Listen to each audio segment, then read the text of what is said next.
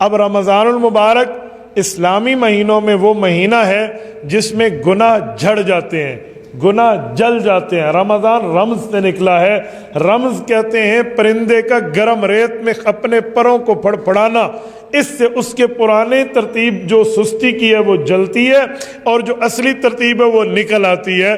تو رمضان المبارک میں گناہ جلتے ہیں اور اللہ کی رضا بندے پر نکھر آتی ہے۔ تو اتنا بڑا مہینہ جس کے لیے رسول اقدس صلی اللہ علیہ وسلم نے فرمایا شیطان کو قید کر دیا جاتا ہے۔ کیا مطلب؟ ہم سارا دن یہی کہتے پھرتے ہیں شیطان نے غلطی کرا دی، شیطان نے گناہ کرا دیا، شیطان کی وجہ سے ہو گیا۔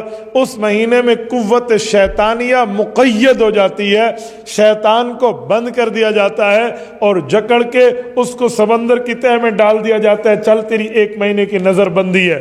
اب جب شیطان بند ہو گیا تو ہمارے لیے نیکیوں کا سیزن شروع ہو گیا، ہمارے لیے نیکیوں کا ماحول بن گیا، نیکی کرنے کا ہمیں وقت، فرصت اور مہلت مل گئی۔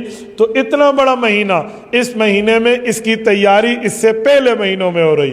نمبر 3، رمضان المبارک میں حدیث پاک میں جنت کو آراستہ کیا جاتا ہے۔ کیا مطلب؟ جنت الفردوس اور جنت کو سجایا جاتا ہے۔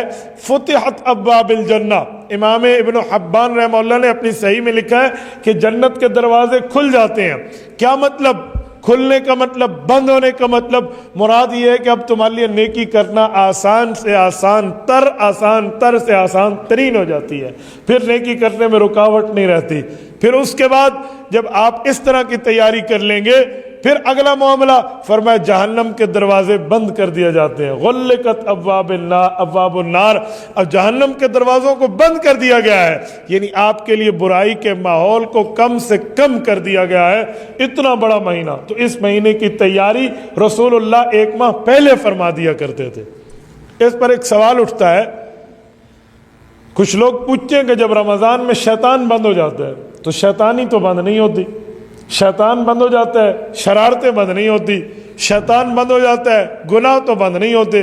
ٹھیک ہے، گناہوں میں کمی آ جاتی ہے لیکن گناہ بند تو نہیں ہوتے۔ وجہ اس کے سمجھانے کے لیے میں آپ کی خدمت میں ایک مثال پیش کرتا ہوں۔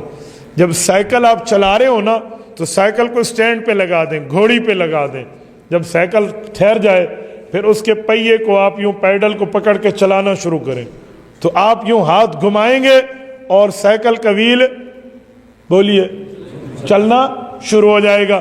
آپ جتنا تیزی سے گھمائیں گے وہ اتنا، بولیے نا، میں اس لیے پوچھتا ہوں تاکہ آپ کو سمجھ آئے، جتنا تیزی سے گھمائیں گے ویل اتنا تیزی سے چلے گا۔ اب میرا سوال سنیں، آپ پیڈل گھما رہے ہیں اور پہیہ چل رہا ہے، آپ نے پیڈل گھمانا چھوڑ دیا، پہیہ رک جائے گا؟ جی، بلکہ وہ چلتا رہے گا۔ اس کے روکنے کا طریقہ کیا ہے؟ بریک پہ لگاؤ۔ جب آپ نے بریک لگائی تو وہ پہیہ رک گیا۔ ایسے ہمارا معاملہ بھی ہے، شیطان نے ہمارا 11 مہینے پہیہ گھمایا ہے، یہ گناہ کر، یہ نافرمانی کر، یہ خطا کر، گھما گھما کے قوت شہوانی ہمارے اندر اتنی ڈال دی ہے شیطان نے کہ اب 1 مہینے میں اس نے پیڈل گھمانا چھوڑ بھی دیا نا تو اس کے پرانے اثرات سے ہم گناہوں کی پٹی پہ چل رہے ہیں۔ اب ہم نے رکنا کیسے ہے؟ اب ہم گناہوں کی بریک لگائیں گے تو ہمارے لیے نیکیاں کرنا آسان ہو جائیں گے۔